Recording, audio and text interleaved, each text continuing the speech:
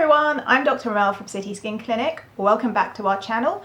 Today I thought we'd have a chat about atopic dermatitis, also known as eczema, and whether any non-surgical aesthetic treatments like Botox and fillers can work with that skin condition, and what you can do to reduce the risk of your skin being irritated by any of the treatments. So before we get started, if you're new to our channel, welcome, and please don't forget to subscribe and hit the notification bell. If you're a returning visitor, welcome back and thank you so much for your support. So let's get started. I'm doing this topic. I want to just say thank you to Iwa, one of our subscribers, who sent in this question and actually had some really useful comments and just shared her experience of living with atopic dermatitis and her interest in knowing which non-surgical aesthetic treatments might help versus flare up the skin condition.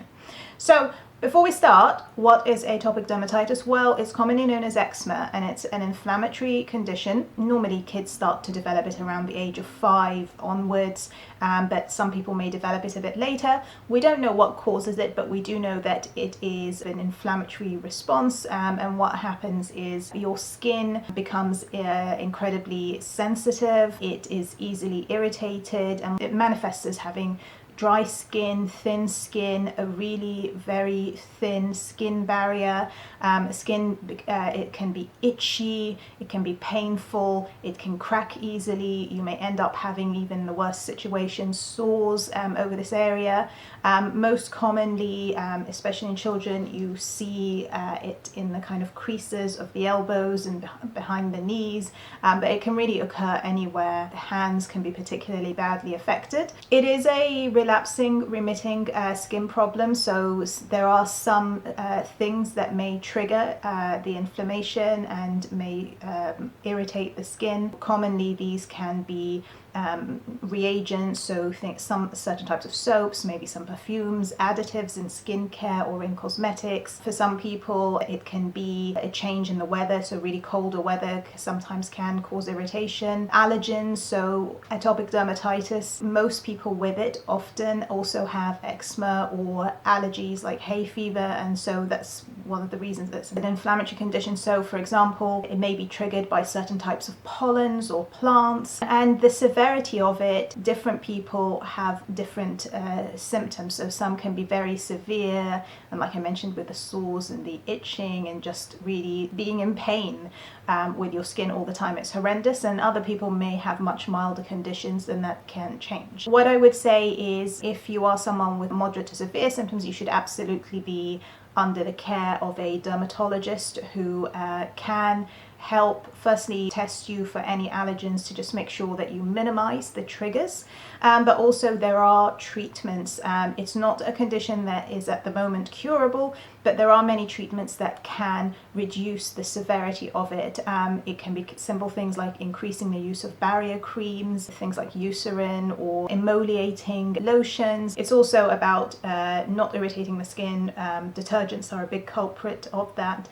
And so having alternatives in terms of things to bathe with or wash your face and hands with. And it's a journey. People with more severe symptoms may also end up having to have treatments. Steroids are a bit controversial in this area. They don't always suit everyone, and some people can make things worse, but steroid creams are definitely one of the mainstays of treatment. And then you have more advanced agents like 5-FU, 5-fluorouracil, which can also be used in severe diseases. So that being said, if you have severe or even moderate symptoms, you should be under the care of a dermatologist or a GP with a dermatology interest at the very least. And people with milder symptoms tend to be managed by their GP when they have flare-ups, but day to day they're able to manage it easily themselves. So, given all of this, like with everything, if you're considering aesthetic treatments, the number one thing you have to firstly do is kind of make sure that if you do have the symptoms and signs of atopic dermatitis, that you have an official, either a GP, so a family doctor if you're not in the UK, or a dermatologist confirm that this is atopic dermatitis and it's not another skin condition. And then being able to maximize your treatment, reduce your allergen and irritant exposure so that you don't have flare-ups of the disease. And then if after that you are fine, you're at your baseline and you're still considering aesthetic treatments, then please listen on. So the main treatments that I'm going to discuss with relating to atopic dermatitis, it's Botox, dermal fillers, Profhilo, peels and microneedling. So Botox, yay or nay? The good news is Botox is a yes. It is something that at the moment we know is safe to use in atopic dermatitis. And actually there have been some studies, they're very early, mostly in animals, that show that actually there's a kind of a side effect of the Botox. Some of the atopic dermatitis signs reduce some of that inflammation in the skin, irritation becomes less in areas that had been treated with Botox. Now Botox is not licensed for this, and it's not something that I would say you go and have Botox as a treatment for atopic dermatitis. I'm not saying that at all. But if you are looking for anti-wrinkle treatments, then actually you might, as a happy side effect, notice an improvement in the skin from a dermatitis perspective. The things to make, though, your Botox treatment easier and less irritating to the skin are, firstly, do not have Botox or any other professional skin treatment whilst you have a flare-up of the condition. So if your skin is at its worst, really just focus on calming it down and making it as neutral, as good a baseline as you can. Number two, whilst Botox itself doesn't seem to have any irritation associated with atopic dermatitis, before anyone injects Botox or anything, they should be cleansing the skin and prepping it and making sure that they removed kind of bacteria and viruses, etc. That is where irritation can happen. So a lot of times people will use chlorhexidine, so we commonly use that, or alcohol-based preps.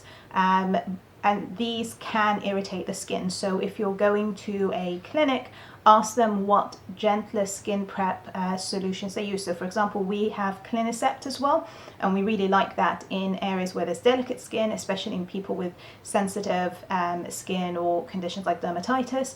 We know that it is milder, even though it's effective in terms of its antimicrobial effects. The other thing to do is skincare after that. We anyway put a protective balm on the skin after injections, but that's really going to be important, especially with people with atopic dermatitis. If you are someone who is using, for example, regularly a steroid cream or something like 5FU or any treatment like that, it is really important to discuss beforehand with your dermatologist whether that's something that you should stop for a period before and after treatment, or you can carry on using the two of them. So that's quite an important point.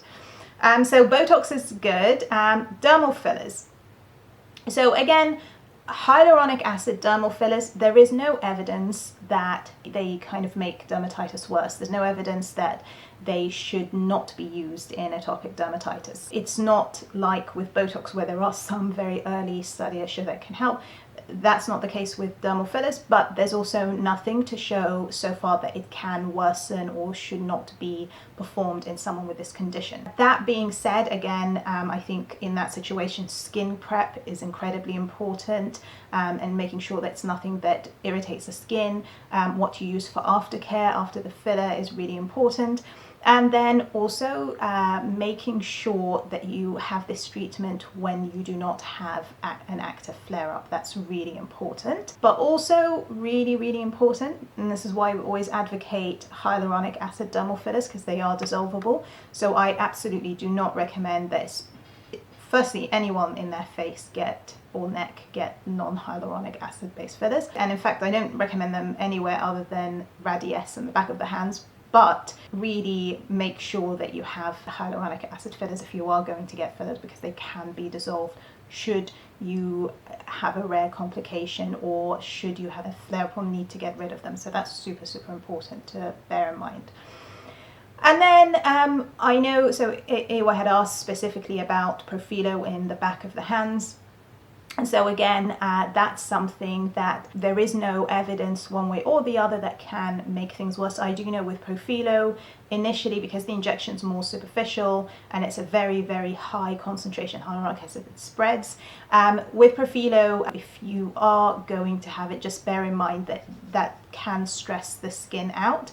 It is a hyaluronic acid, but it's not a dermal filler, but that's important to bear in mind. And I think if you are thinking of getting something in the back of the hands and you have dermatitis and you are going to try Profhilo, again, we don't have the evidence at the moment. We do know that there's a clinical study ongoing at the moment that's looking at Profhilo in patients with atopic dermatitis, and so that will be a really exciting study to kind of pay attention to when that comes out, and I'll tell you guys about it.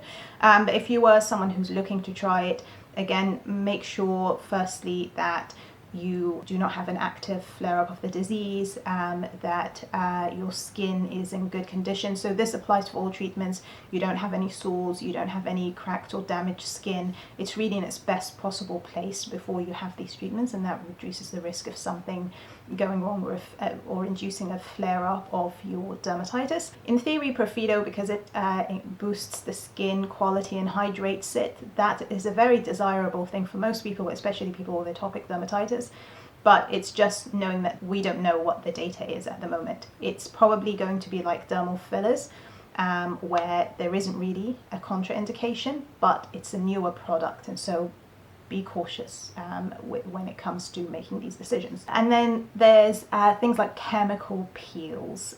So chemical peels work by removing the superficial layers of the skin, and that stimulates cell turnover.